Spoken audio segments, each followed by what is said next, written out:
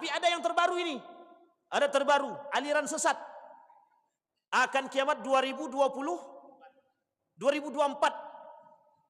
Dulu sudah pernah terjadi. Tahun 2012, jam 12, bulan 12, 2012, tengok nanti akan terjadi kiamat. Ditunggu-tunggu tak jadi-jadi. Ini kita nggak meremehkan. Kemudian difilmkan oleh Amerika tentang kiamat tersebut. Dia tunjukkan akan kehancuran. Tapi uniknya dalam film tersebut ada yang selamat. Nah, itu yang kita harus, sebenarnya itu tak ada itu. Jadi film-film banyak yang merusak. Jadi Bapak Ibu mohon maaf, kalau nonton film sekarang harus hati-hati. Saya kasih tahu, ini film-film yang sesat saya kasih tahu. Satu film tentang kiamat itu. Tidak ada manusia yang mati, yang hidup ketika kiamat itu tidak ada. Itu jelas itu. Ketika batu berterbangan, itu semua hamparan itu penuh dengan batu. Batu-batu yang kemudian ada di tanah Mekah dan di tanah Madinah itu berterbangan seperti kapas yang akan kelak menimpa kepada manusia. Siapa yang bisa hidup? Itu saja. A'udzu billahi minasyaitonir rajim. Bismillahirrahmanirrahim. Assalamualaikum warahmatullahi wabarakatuh.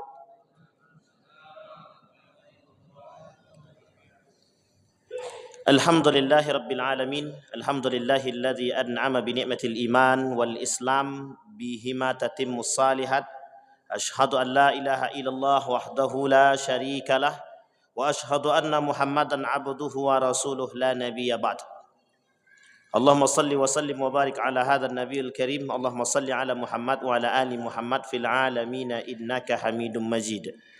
Ya ayuhan nasu attaqu rabbakum alladzi khalaqakum min nafsin wahidah wa khalaqa minha zawjaha wa batha minhuma rijalan katsiran wa nisaa'a wattaqullaha alladzi tasaaluna bihi wal arham innallaha kana 'alaikum raqibah. Puji syukur kehadirat Allah atas limpahan rahmat dengan mengucapkan alhamdulillahirabbil alamin. Bersalawat kepada Nabi dengan mengucapkan Allahumma salli ala Muhammad wa ala ali Muhammad fil alamin innaka Hamidum Majid. Baik Bapak Ibu sekalian yang berbahagia, di pekan yang kelima ini, di hari Sabtu ini, kembali kita mengulang kajian kita tentang prahara akhir zaman atau fitnah-fitnah yang muncul di akhir zaman sebagai tanda datangnya hari kiamat. Tetapi ulama mengatakan datangnya tanda-tanda ini oleh para ulama disebut dengan alamatus sughra, tanda-tanda kecil. Apakah tanda-tanda kecil itu penting untuk diperhatikan? Penting. Apakah tanda-tanda kecil itu menjadi pengingat? Iya. Apakah tanda-tanda kecil itu harus kita abaikan? Tidak. Karena memang tanda-tanda yang kecil inilah kemudian jika kita mengetahuinya, kita bersiap untuk menghadapi tanda-tanda yang besar.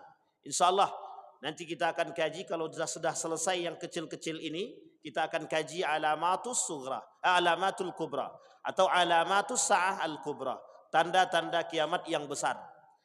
Ulama sepakat, tetapi ada juga yang berbeda.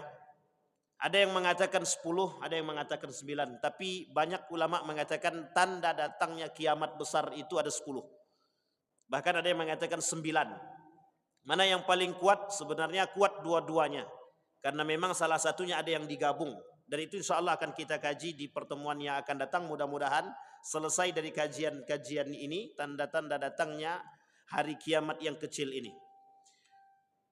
Kata para ulama, Syekh Ramadan Al-Buti mengatakan, keimanan kita terhadap datangnya hari kiamat itu tidak bisa bergeser. Sebagai seorang yang beriman itu tidak boleh bergeser. Karena kalau dia bergeser, maka bergeser juga akidahnya. Karena kaitannya dengan akidah. Betul tidak kiamat itu datang? Betul. Tapi tidak percaya dengan kalau tanda-tanda kiamat datang itu seperti banyaknya orang munafik, banyaknya perempuan dan laki-laki berhalwat, itu tanda hari kiamat. Tak percaya dia. Kalau tak percaya berarti dia sedang mengingkari hadis Nabi. Dia sedang mengingkari hadis Nabi. Kalau tak percaya dengan hadis Nabi, berarti sedang kurang imannya. Kalau tak percaya dengan hadis Nabi, berarti dia tak bersyahadat dengan Nabi. Kalau tak bersyahadat dengan Nabi berarti dia kufur. Kalau kufur bisa jadi dia kafir atau murtad. Sampai di sini paham ya Bapak Ibu ya? Baik. Nah, malam hari ini kita lanjutkan kajian kita. Kita mengambil dari satu buku ramalan. Ramalan baginda Nabi Muhammad SAW dalam buku ini. Tetapi kalau bahasa ramalan itu identiknya dengan hal-hal yang agak sedikit negatif. Tetapi kita sebut dengan al-ahadis al-fitan. Hadis-hadis fitnah akhir zaman. Yang kemudian menjadi panduan dalam kehidupan. Yang selanjutnya, hadis yang selanjutnya kita sudah nggak tahu hadisnya berapa. Karena sudah saking banyaknya hadis tentang akhir zaman yang sudah kita sampaikan. Pertanyaannya adalah, sudah seberapa banyak dari hadis yang kita bacakan itu sudah kita jauhi dari perbuatan-perbuatan demikian. Contoh, dusta. Kata Syekh Hasim Al-Asy'ari, dusta. Menukil dari perkataan baginda Nabi dalam kitabnya Risalah Ahlus Sunnah wal Jamaah. Sudah seberapa jauh kita meninggalkan kalimat dusta? Kalau kita masih gemar melakukan dusta, berarti kita masih masuk dalam kategori pelaku daripada tanda-tanda fitnah tersebut. Yang kedua, contoh yang lain. Ada laki-laki dan perempuan berhalwat atau bergoncengan. Sudah sejauh mana? Kemudian memakan harta yang halal. Sudah sejauh mana kita menjaga diri kita dari memakan harta yang haram atau mencari dengan harta yang haram? Atau sudah sejauh mana diri kita ini terjaga dari ibadah yang baik di hadapan Allah, terjaga daripada ibadah yang tidak baik kepada Allah? Sejauh mana kita sudah mengatakan bahwa diri kita ini mampu beribadah dengan baik? Sejauh mana kita sudah menegakkan Islam di dalam rumah tangga kita? Sejauh mana kita sudah menegakkan Al-Quran dalam rumah tangga kita? Nah, kalau seandainya kita belum menegakkan, kita mendengarkan setiap hari kajian-kajian demikian, tapi belum mampu mempengaruhi dari apa yang kita dengar, kemudian nilai-nilai itu tak sampai kepada kita, maka sebenarnya bukan sia-sia, tapi perlu adanya introspeksi diri, perlu adanya muhasabah, agar kita bisa menekuni apa yang kita sampaikan. Banyak Ustaz, tidak mungkin semuanya kita lakukan. Bukan tak mungkin, perlahan-lahan kita lakukan. Seperti apa sunnah Nabi? Sunnah Nabi yang kemudian oleh sebagian orang dikatakan sunnatun yu'malu bihi. Salah satu atau 3 perkara yang kemudian hilang di akhir zaman sunnah Nabi. Mulai hilang, bukan hilang total tidak, tapi mulai hilang. Artinya orang-orang yang gemar dengan subhat, tapi tak gemar dengan sunnah. Dia gemar dengan subhat, tapi dia tak gemar dengan sunnah. Dia gemar dengan hal-hal yang haram, tapi dia tak gemar dengan hal-hal yang halal. Nah, malam hari ini kita akan coba angkat satu. Hadis ini cukup populer, tetapi cukup menyinggung. Mudah-mudahan tidak ada yang sakit hati. Apa itu? Tentang kesaksian palsu. Kalau muncul di akhir zaman, kata Nabi, orang-orang yang bersaksi tapi saksinya palsu. Apa masalahnya? Apa sebabnya mereka menjadi orang yang bersaksi tapi kok palsu? Sekarang sebelum kita lanjut ke sana, apa makna daripada saksi?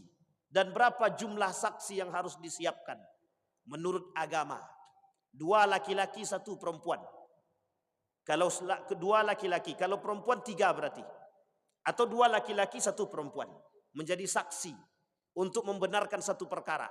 Sebenarnya saksi ini penting di mana semua urusan harus ada saksi. Nikah harus ada saksi. Kemudian akad harus ada saksi.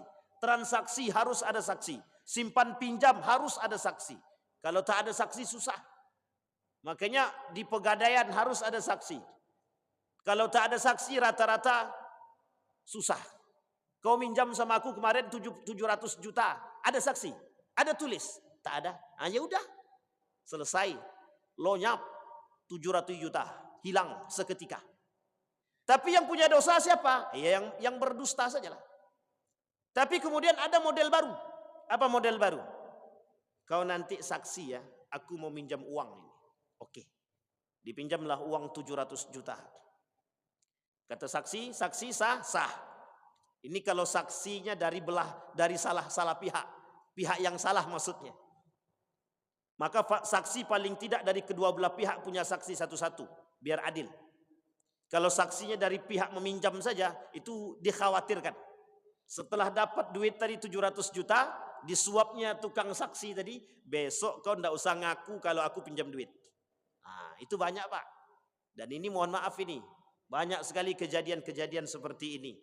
Baik simpan pinjam atau pinjaman melalui personal ataupun melalui lembaga. Nah, ini harus dipahami baik-baik. Sehingga ketika disuap orang tadi, dia berani mengatakan saksinya palsu. Kesaksian yang dia berikan palsu. Oh, dia nggak pernah minjam sama ente, apalagi 700 juta. Wong dia orang kaya, masa minjam 700 juta? Singkat cerita, ternyata dia sudah disuap. Bapak Ibu, ini banyak. Ketika di persidangan, saking banyaknya manusia yang bersaksi palsu. Seorang anak menggugat ibunya dalam harta warisan. Dia rela membayar saksi agar harta yang diambil oleh ibunya berhasil dia ambil. Dan dia berhasil memenjarakan ibunya. Tapi ingat, kesaksian yang diberikan oleh anak tersebut, maka saksinya palsu. Itu banyak di Kementerian Agama. Di Pengadilan Agama. Dan juga banyak di tempat-tempat yang lain. Ketika ada kasus-kasus tertentu, ini mohon maaf ini, kasus-kasus tertentu tentang persaksian palsu ini sangat banyak sekali. Berani mereka menjual kesaksian mereka. Oke, kalau kau berani bersaksi, nanti keluargamu kehidupannya kami tanggung. Wah, ini pula.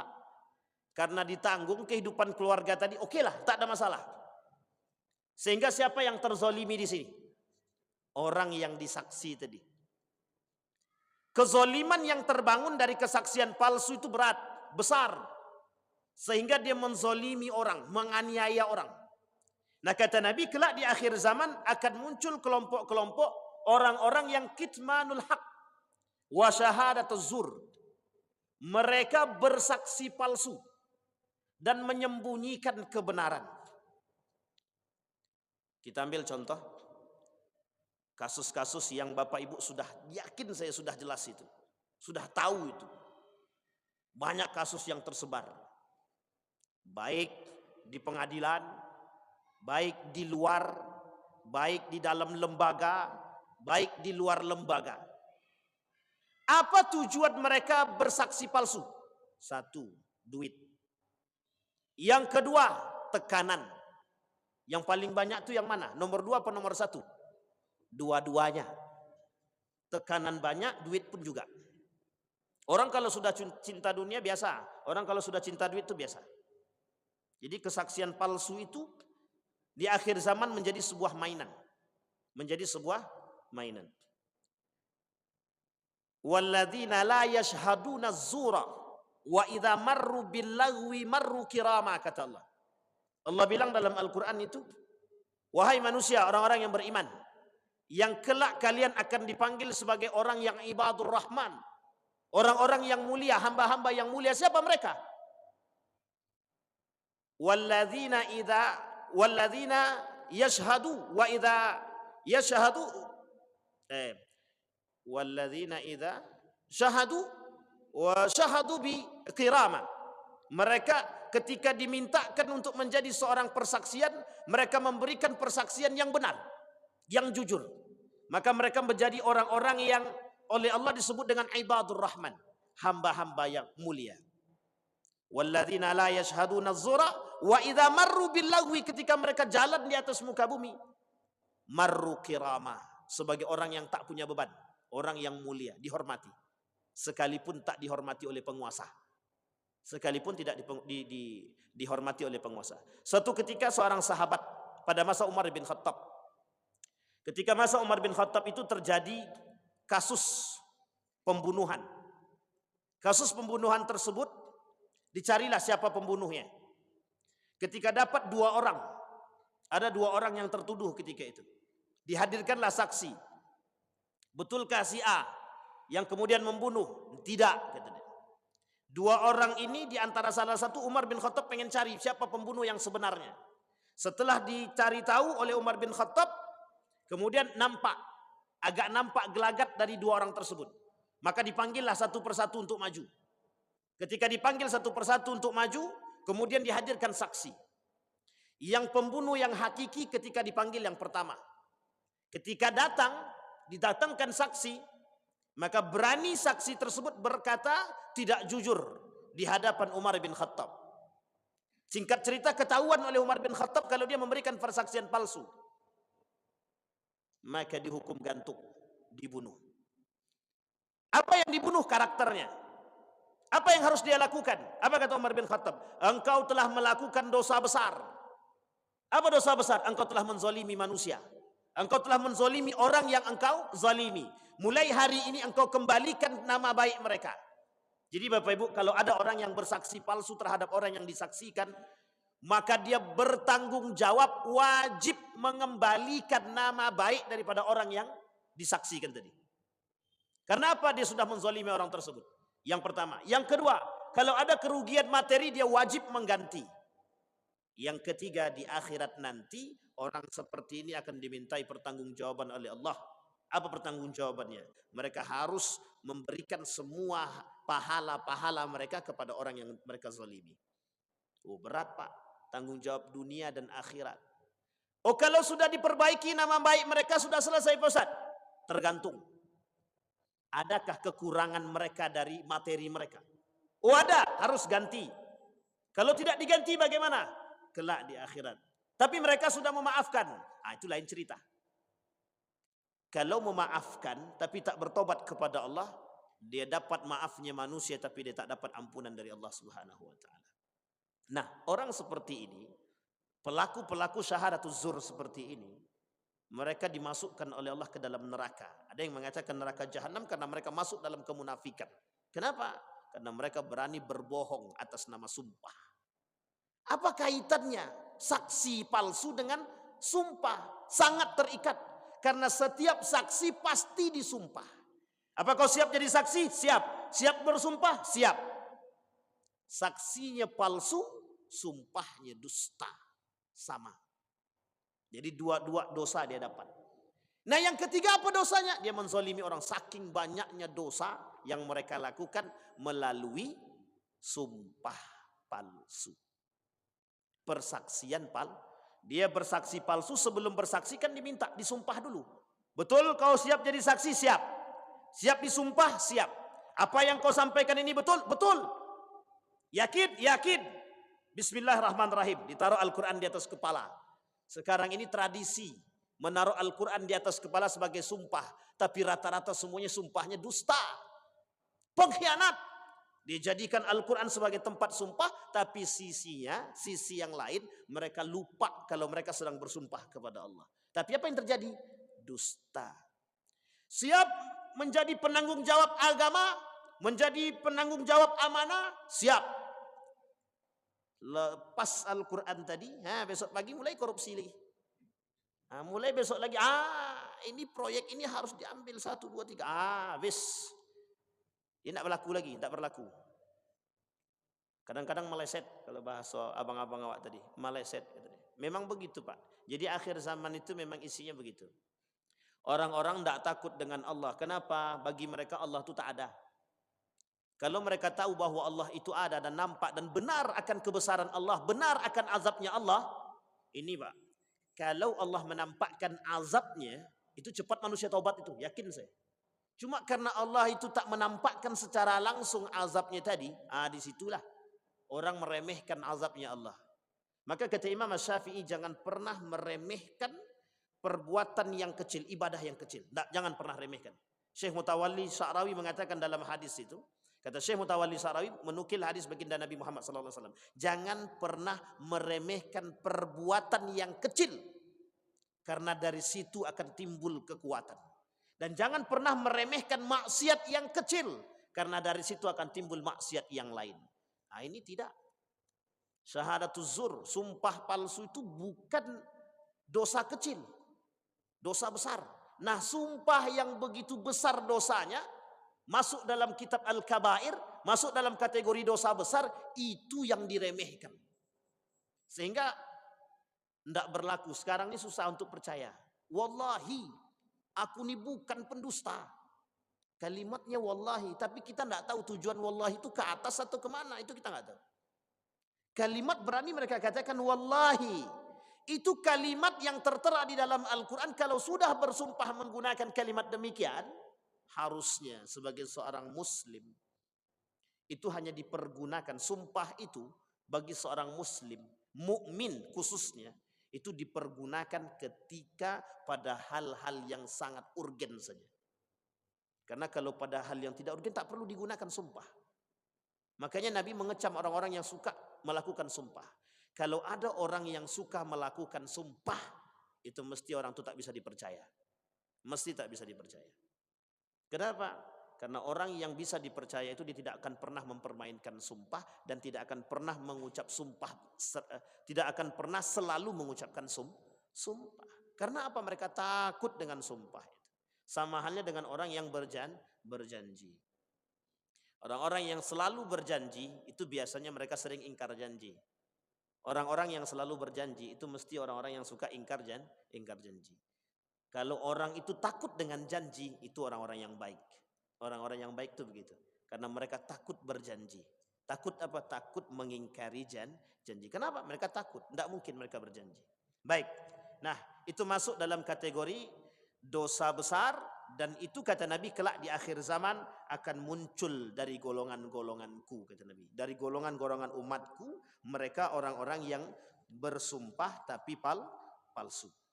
Kemudian kata Nabi, kelak di akhir zaman akan ada perang yang tidak berkesudahan, yang tidak ada habisnya. Seorang ilmuwan dari barat menuliskan dalam tulisannya Connectivity War.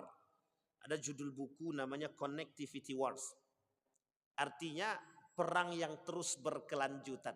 Nah, kalau di garis bawah, kalau secara judul itu sangat-sangat sejalan. Bapak Ibu sekalian yang berbahagia, yang namanya perang itu dari dulu sampai sekarang, pasca baginda Nabi Muhammad SAW mengatakan perang baik dengan kaum Yahudi, Nasrani, Quraisy ketika itu, kafir ketika itu, sesama muslim ketika itu, sampai akhir kiamat nanti tidak akan pernah selesai perang. Karena nanti ada perang juga di akhir. Jadi sebelum nanti terjadi kiamat besar, ada namanya perang juga. Dan perang itu yang ditunggu. Perang untuk menumpas siapa? Antara muslim dan Yahudi. Kita lihat nanti. Kapan itu? Nah, kita tengok. Sekarang Palestina dengan Israel. Palestina dengan Israel yang menang siapa? Halo Bapak Ibu, siapa yang menang? Palestina apa Israel? Palestina. Yang memenangkan hati umat muslim, yang memenangkan hati dunia, itu Palestina. Sekarang hampir orang tak percaya dengan Israel lagi. Hanya dua negara yang sekarang ini masih berpijak pada Israel. Amerika, Inggris. Ada satu lagi, Jerman. Mereka masih kuat mendukung Israel. Tapi bentar lagi kita lihat. Kalau bahasa ramalan yang lain mengatakan, berarti kalau seandainya Palestina menang, kiamat dong Ustaz. Siap-siaplah. Yang belum nikah cepat. Mana Bang Tio udah nikah belum? Hati-hati. Ini bahasa ini kemudian oleh para ulama juga tidak menjadi bahasa belum seutuhnya betul. Apakah ketika Palestina menang kiamat datang? Kita lihat kondisinya. Dia tidak semudah itu juga. Ada beberapa hadis memang yang mengatakan demikian, tapi ada penjelasan baik dari Nahdlatul Ulama, kemudian dari teman-teman dari ulama-ulama salaf juga menjelaskan bahwa tidak semestinya demikian juga. Artinya kalau mengukur tingkat fitnah hari ini, selagi masih ada manusia yang datang ke masjid, selagi masih ada manusia yang betul-betul ikhlas beribadah kepada Allah, selagi saf itu masih banyak dan rapat, insya Allah masih lama kiamat itu Pak. Tetapi kita nggak tahu, karena kiamat itu tidak bisa diprediksi. Hanya saja kita disuruh untuk menentukan, melihat tanda-tanda itu. Ketika Nabi ditanya, seorang pemuda datang kepada Nabi bertanya tentang Islam, iman dan ihsan. Nabi jawab ketiga-tiganya. Tapi ketika Nabi ditanya tentang alamat tentang sa'ah, Nabi tak bisa jawab. Tapi apa kata Nabi? Orang yang bertanya lebih tahu daripada yang ditanya. Kemudian dia tanya, wa ma amaratuha? Bagaimana dengan tanda-tandanya? Barulah kemudian Nabi menyampaikan. Artinya Bapak Ibu sekalian yang berbahagia, kalaulah tanda yang 10 kelak, yang 10 besar itu, tanda besar yang 10 itu atau yang 9 itu sudah kita tampak, mungkin bisa jadi bentar lagi kiamat. Tapi hari ini kita belum lihat. Yang baru mulai nampak ada tanda-tanda sedikit. Dulu ada namanya binatang melata bisa berbicara. Binatang melata bisa berbicara. Kemudian Dajjal akan muncul.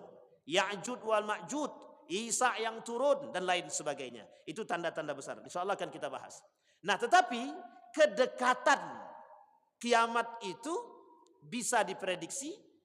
Prediksinya bisa melalui apa? Tanda-tanda tadi. Semakin banyak tanda-tanda fitnah akhir zaman itu yang terjadi, maka ada kemungkinan kedekatan kiamat itu terjadi. Ini bukan menentukan kiamat. Nanti jangan salah paham pula. Nah, ya Bang ya, kemarin kita disebut Ustadz sesat kata dia. Menentukan kiamat 2035. Kapan pula awak menentukan kiamat? Itu hanya prediksi orang. Saya menukil dari kalimat orang, kemudian kita jelaskan kan begitu. Tapi ada yang terbaru ini. Ada terbaru, aliran sesat. Akan kiamat 2024. Dulu sudah pernah terjadi. Tahun 2012, jam 12, bulan 12, 2012, tengok nanti akan terjadi kiamat. Ditunggu-tunggu tak jadi-jadi. Ini kita nggak meremehkan. Kemudian difilmkan oleh Amerika tentang kiamat tersebut. Dia tunjukkan akan kehancuran. Tapi uniknya dalam film tersebut ada yang selamat. Nah, itu yang kita harus, sebenarnya itu tak ada itu. Jadi film-film banyak yang merusak. Jadi Bapak Ibu mohon maaf, kalau nonton film sekarang harus hati-hati. Saya kasih tahu, ini film-film yang sesat saya kasih tahu. Satu film tentang kiamat itu. Tidak ada manusia yang mati, yang hidup ketika kiamat itu, tidak ada. Itu jelas itu. Ketika batu berterbangan, itu semua hamparan itu penuh dengan batu. Batu-batu yang kemudian ada di tanah Mekah dan di tanah Madinah itu berterbangan seperti kapas yang akan kelak menimpa kepada manusia. Siapa yang bisa hidup? Itu satu. Yang kedua, ada film tentang Ottoman Empire. Itu tidak benar itu. Film Turki Utsmani yang pada periode yang sekarang ini tidak ada, itu tidak betul sama sekali. Kecuali yang Sultan Abdul Hamid yang buatan Turki yang memang disandarkan kepada pemahaman para ulama salaf, itu betul. Kemudian ada film nama Nabi Yusuf yang dibuat oleh Syiah. Ada juga. Dan sekarang banyak film-film Nabi yang kemudian muncul itu semua buatan Syiah. Hati-hati. Dan gak ada yang benar. Ada lagi film tentang risalah. Ini judul filmnya risalah atau dalam bahasa lainnya message tentang Nabi Muhammad. Itu gak benar. Film sesat. Sekarang banyak film menyesatkan. Ada pula film-film yang menyesatkan itu dalam film Indonesia. Ku menangis. Itu film menyesatkan banget itu. Itu tanda akhir zaman yang paling jelas. Kita dipertontonkan dengan film-film yang tidak bermoral sama sekali. Yang di situ seorang istri berantem dengan suami dengan kondisi hubbud dunia, cinta dunia. Tapi ada manfaat daripada film tersebut bagi yang berakal. Bagi yang tak berakal, dicontohnya Pak. Abang tengok di TV itu. Yang terjadi apa? Berantem. Dek, tengok istri yang solehah tuh kayak gitu, yang kayak di TV tuh sediakan makan, bang, itu di TV, di luar TV tidak benar itu kata dia. Bisa jadi. Sampai sini paham ya Bapak? Perang yang tidak berkesudahan.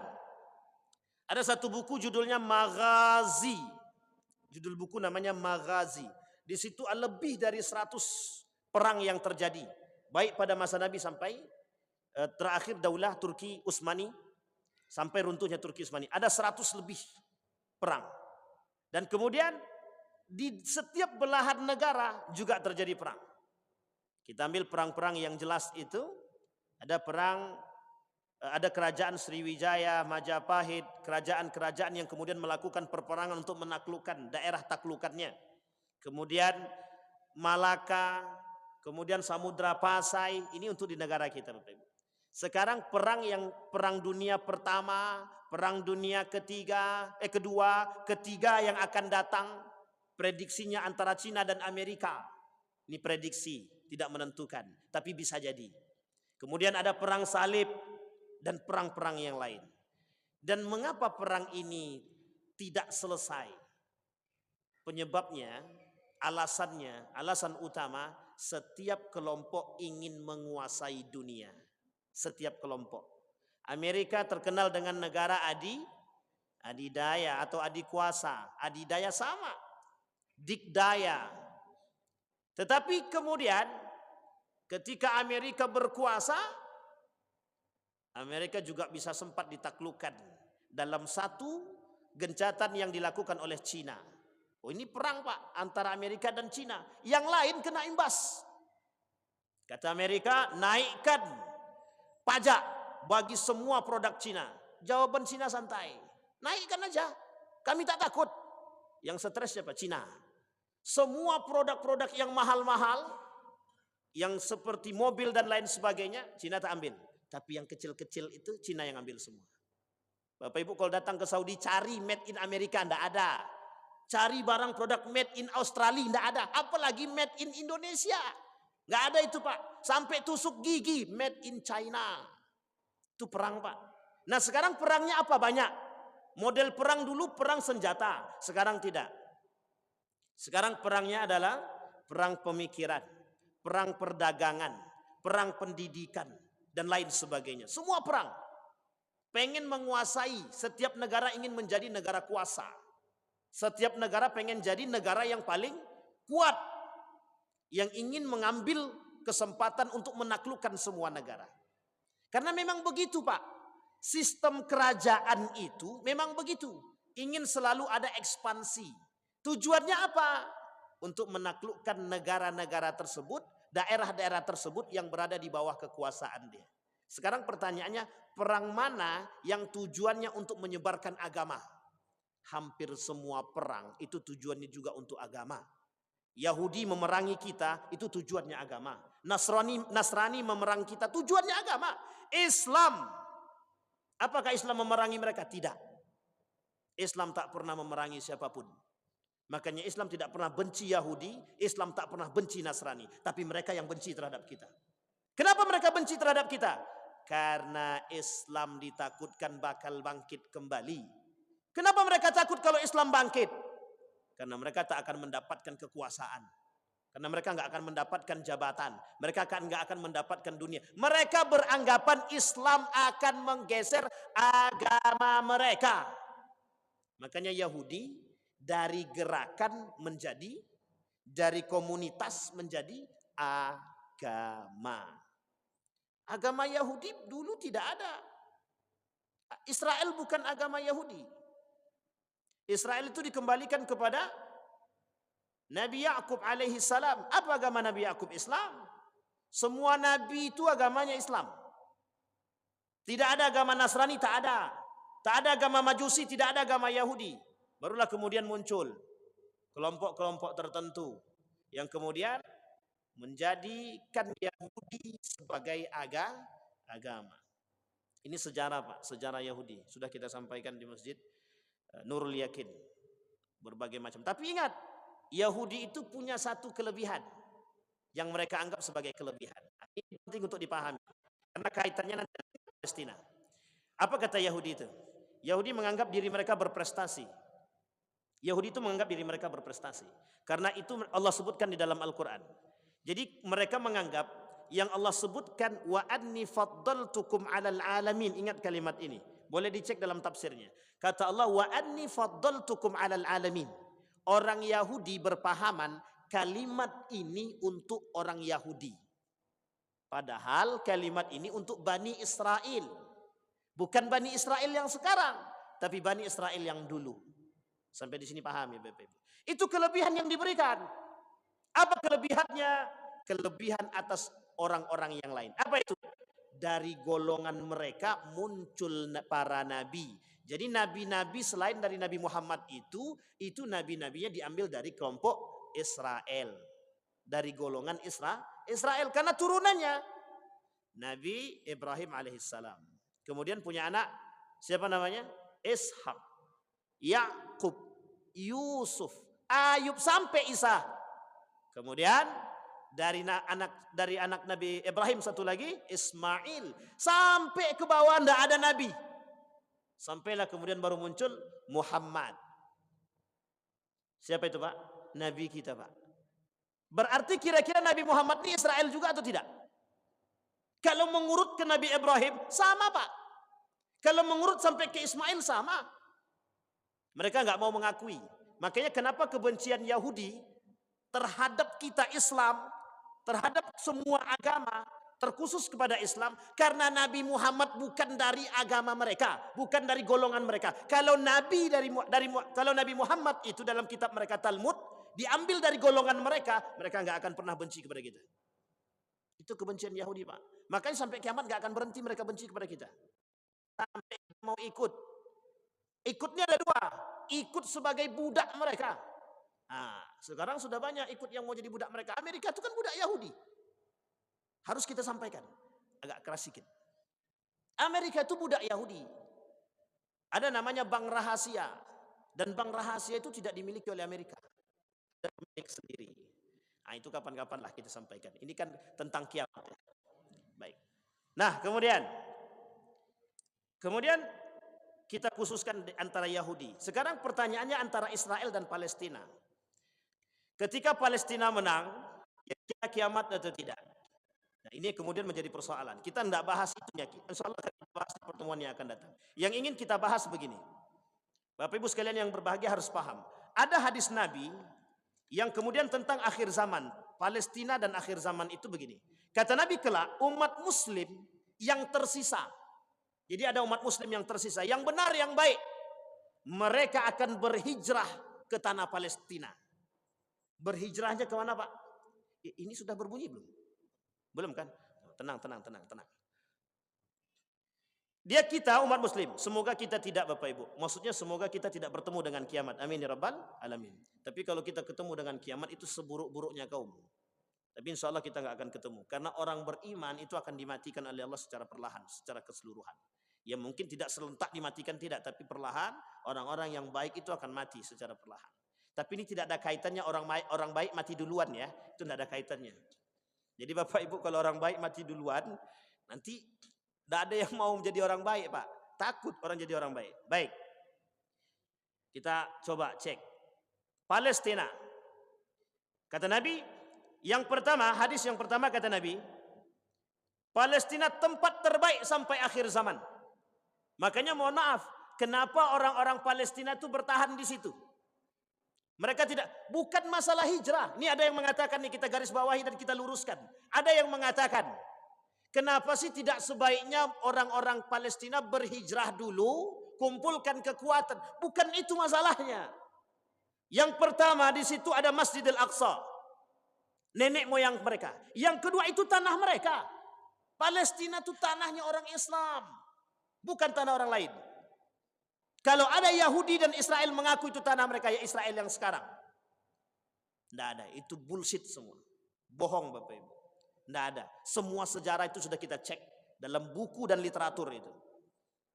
Hanya saja mereka punya kekuasaan. Hanya saja mereka punya kekuatan. Yang mereka inginkan adalah tanah itu Bapak Ibu. Sebenarnya bukan itu yang mereka inginkan. Apa yang ada di dalam Masjidil Aqsa itu. Insya Allah kita bahas Pak, yang di dalam Masjidil Aqsa itu apa? Di bawah itu. Itu yang kemudian mereka cari. Yang ketiga ada kaitannya dengan ketika perpindahan Masjidil Aqsa dari seharusnya bukan masjid. Seharusnya bukan masjid, tempat mereka untuk memuja. Yang kemudian dijadikan masjid. Mereka tak terima. Ini kaitannya dengan agama Pak. Kaitannya dengan agama. Sampai di sini paham ya Bapak Ibu. Nah kemudian kenapa Nabi katakan Palestina tempat terbaik sampai akhir zaman? Kelak orang-orang yang beriman itu, orang-orang muslim itu, mereka akan berhijrah ke sana. Makanya mohon maaf Bapak Ibu, kalau kita tidak cinta Palestina, itu agak ragu saya sedikit. Kalau ada umat muslim tidak cinta kepada Palestina, baik kepada orang Palestina, baik kepada tanah Palestina, itu saya agak curiga sedikit. Agak curiga saya. Kenapa curiga? Beneran sebenarnya dia tahu atau tidak tujuan akhir kita di sana itu? Bisa jadi. Kenapa? Karena memang kata Nabi dalam riwayat yang lain, kata Nabi, kelak orang-orang yang beriman itu akan berhijrah ke sana. Tempat hijrah terbaik. Apa alasan yang ketiga? Sampai dikatakan tempat di situ. Disitulah Pak nanti tempat munculnya khilafah akhir zaman. Di tanah Palestina. Di tanah Palestina Pak. Muncul nanti khilafah akhir zaman yang akan menumpas kebatilan. Nah setelah itu apa yang terjadi? Nah inilah kemudian kalau kita sandarkan kepada kalimat yang tadi, kalaulah sudah dipegang Palestina tersebut, yang kemudian menjadi satu kekhalifahan yang nyata dan real dan benar, disitulah kemudian kiamat besar mulai terjadi. Maka ada sebagian kelompok yang mengatakan sebentar lagi, tunggu saja waktunya. Betul. Artinya apa? Mereka sangat termotivasi akan kemenangan Palestina. Coba bayangkan, sekian banyak manusia, umat muslim di dunia ini memboikot produk Israel, goyang mereka. Tapi mereka tetap tidak mau mengakui kekalahan itu. Coba bayangkan, kurang apa dia? Kurang ajar, Pak. Tidak mau mereka mengakui, bahkan mereka ekonomi mereka goyang, mereka nggak tahu. Nggak mau mereka mengakui. Bahkan tidak boleh ada media yang mengatakan bahwa lemahnya Israel ekonomi. Lemahnya ekonomi Israel. Tak boleh. Tidak boleh ada media yang mengatakan lemahnya ekonomi Israel. Bapak Ibu saya kasih tahu. Ini ada kemiripan sedikit. Dulu Cina itu tidak pernah menyampaikan jumlah angka kemiskinan. Tidak boleh. Dulu yang terkenal paling miskin, negara paling miskin itu apa? Penduduknya itu disebut dengan India. Padahal Bapak Ibu, itu kalau kita mau melihat Cina, itu lebih parah. Tapi mereka tak boleh sampaikan. Ini strategi yang mereka lakukan untuk menunjukkan betapa mereka tetap kuasa, tetap bisa bertahan. Itu strategi yang dilakukan oleh Israel, Pak.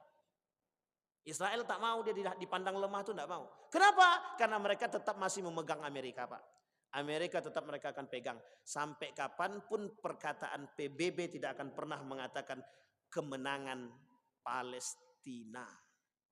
Sejauh masih dipegang oleh kelompok itu, maka tidak mungkin PBB mengatakan kemenangan Palestina. Kemenangan Palestina. Sekalipun didesak berkali-kali, begitu kuatnya mendesak, tidak akan, Pak. Tidak akan, karena kepalanya sudah dipegang nih, Pak. Kepalanya sudah dipegang. Kalau sempat kepala ini berani mengatakan kemenangan terhadap Palestina, habis. Itu tinggal tunggu tanggal matinya itu. Bisa jadi tahu, bisa jadi tidak, Pak. Nah, ini susahnya, Pak. Dan ini yang disebut dengan perang yang tidak ada akhirnya, Pak. Perang yang tidak berkesudahan. Maka sampai kapanpun akan terjadi perperangan. Sampai kedatangan hari kiamat pun, sebelum datangnya hari kiamat tanda besar itu akan terjadi perang. Dan ada yang mengatakan perang Yamamah.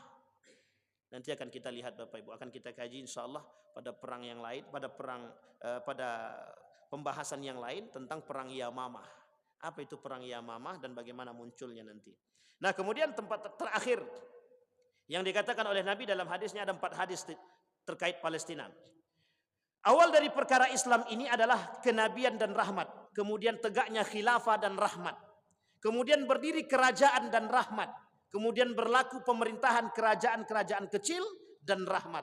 Lalu orang-orang memperebutkan kekuasaan seperti kuda-kuda yang berebut makanan. Maka jika berada di dalam situasi itu, hendaklah kalian berjihad. Sesungguhnya jihad yang paling utama adalah ribat, dan sebaik-baik ribat kalian adalah di Asqalan. Asqalan itu ada nama daerah kecil, Pak, di perbatasan Palestina itu nanti. Yang ada yang mengatakan itu yang saat ini Gaza. Tahu Bapak Ibu Gaza ya? Gaza itu disebut dengan Asqalan juga, sebagian ulama mengatakan itu yang disebut dengan Asqalan. Itu yang kemudian pengen direbut oleh Yahudi. Kalau sudah dapat itu kan sudah tak terjadi tanda kiamat ini. Artinya apa? Akan muncul nanti golongan-golongan yang berjihad menggunakan kuda berjubah putih yang Allah sebutkan berulang-ulang di dalam Al-Quran. Siapa mereka yang akan menumpas kaum Yahudi tersebut? Siapa mereka yang akan menumpas kaum Israel tersebut? Dari mana munculnya? Dari Asqalan. Makanya bahasa disebut berjihadlah. Bapak Ibu, hari ini kita termasuk orang yang berjihad. Jihad memboikot itu Bapak Ibu, itu jihad terbaik. Karena mungkin kita tak sanggup ke Palestina, bisa jadi tak sanggup karena tak mampu, bisa jadi tak sanggup karena takut, bisa jadi. Paling tidak kalau kita berani memboikot produk Israel, itu jihad juga terbaik Bapak Ibu. Makanya mohon maaf, ada orang-orang yang tak setuju dengan pemboikotan. Itu tak urusan kita Bapak Ibu. Orang yang beriman mesti memboikot produk Israel. Mesti memboikot orang yang beriman. Kalau orang beriman tidak memboikot produk Israel, dipertanyakan keimanannya. Saya kira itu saja Bapak Ibu. Mudah-mudahan bermanfaat bagi kita semua.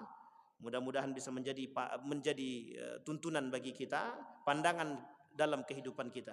Fa'tabiru ya ulil absar la'allakum tuflihun. Assalamualaikum warahmatullahi wabarakatuh.